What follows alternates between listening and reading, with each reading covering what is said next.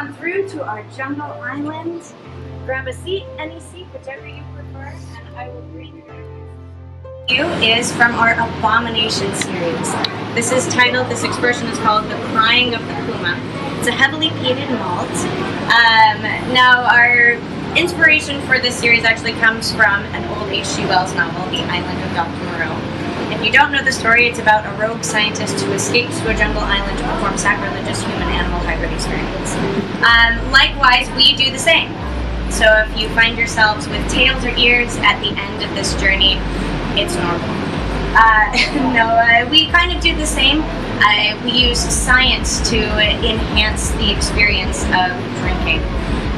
So what you're trying right now is a high-octane spirit. So this runs about 54% alcohol, so take your time with it. Enjoy it. Nose it first. Take those small sips.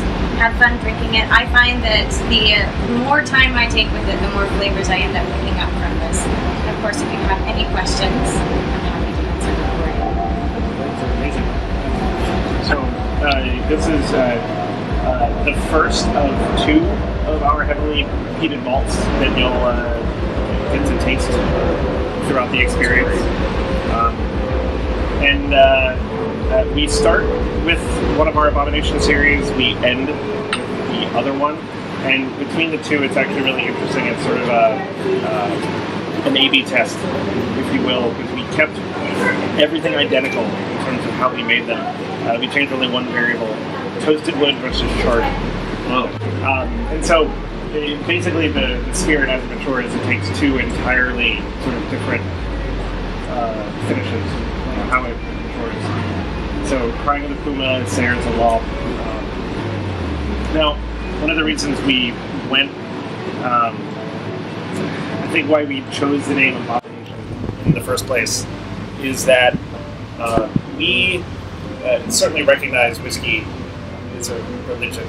Yeah. To sort of the most devout followers of that religion, the High Temple is Isla itself. Sure. So we simply thought that we would have a little bit of fun. Oh yeah, toasted wood, charred wood. Wow. Yeah. And this is made with which one? This is toasted. Toasted, yeah. Wow. Yeah. So we simply thought we'd just have a little fun and sort of acknowledge what we were up to. So we went right to the High Temple of Whiskey itself. We sourced an Isla is so young it can't even legally be called whiskey because it has to be in the barrel for 3 years. Anything less is just malt. So we brought that back.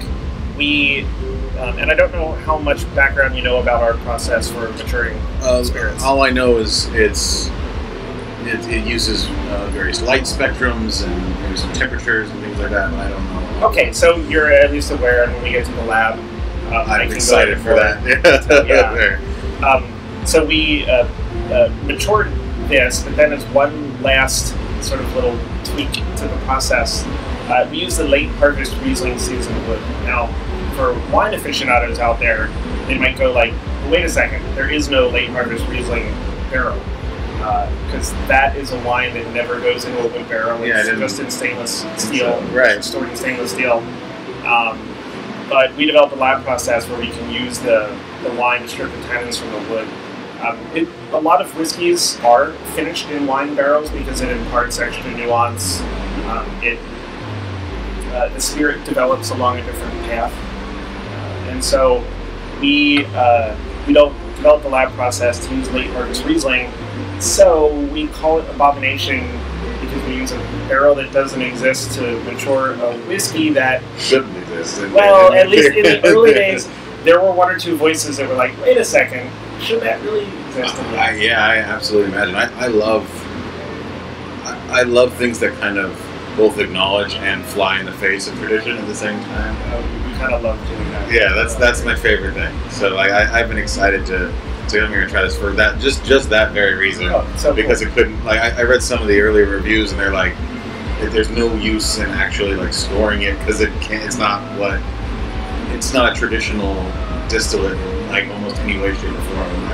I need to try this. Yeah. Well, and the distillate itself, it's an Isla. I didn't know that. That's really it's very, very good. And the nose is super light, so a lot of these heavily peated like an Oban or something like that, my wife can't stand it. You know, like I love it. I like really peaty whiskeys, and I'll open it in the kitchen, and she'll be in the living room. So don't drink that in the house. Oh, wow. I can't, like, the nose is really, really light, so and it tastes very different than what the nose will kind of let on, and I don't even know what to say about it. Like, it's so, like, just enjoy. Yeah, it's so hard to compare it to anything. There's sweet notes, and, like, oh man, this is one of the craziest things I've ever tasted. This is really good. Awesome, thanks. Yeah, all of the spirits we make, I know Joanne can attest to this. It's pretty much, they're all our children, so yeah, it's really hard to choose a favorite one, and yeah, it's just... There's like these, it's like pepper notes in it, like peppercorn. Oh man, I don't think I'll ever forget tasting.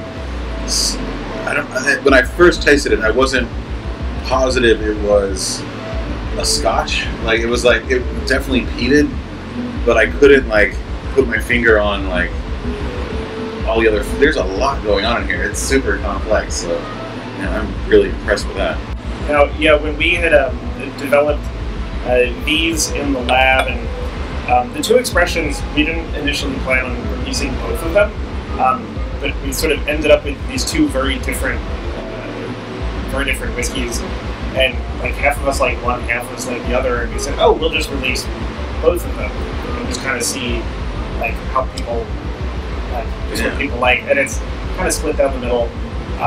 The names of them, sort of the route by which they got the names Crying of the Puma, Sayers of the Law. We knew we were calling them Abomination. We hadn't. We were trying to imagine like what their terroir is, like where do they come from? Because really, they came from the lab, and it's like, okay, what kind of space do we want to drink it in? Like, what's the backstory to it almost? And we were really like racking our brains over it, and right about that same time, Brian had won an auction for a first edition copy of The Island of Dr. Moreau. Because H.G. Wells is just sort of our spirit author. I love H.G. Wells. Yeah, I've read that. And the book came in 1896 printing. We started paging through it, and we're all like, "Oh, wow, it's so cool!" And it actually listed chapter titles. And like, I was not aware. Like, a lot of printings do not list the actual chapter titles. Seen that. Yeah. But the 1896 one did, and it was titles like The Dinghy of the Lady Vane, The Crying of the Puma, The Sayers of the Law, and we were like, oh my god, what awesome names for whiskey. That's really cool. And that's how our that was where we got the names for our Abomination. I love it. Absolutely love it. And this definitely speaks to that kind of vibe, you know, that I like the kind of safari, kind of riverboat jam on it, because it's, I don't know, it's kind of exploratory in nature, you know, I love it. Super cool. Sweet. Well, are you ready for the next leg of your adventure? Yeah.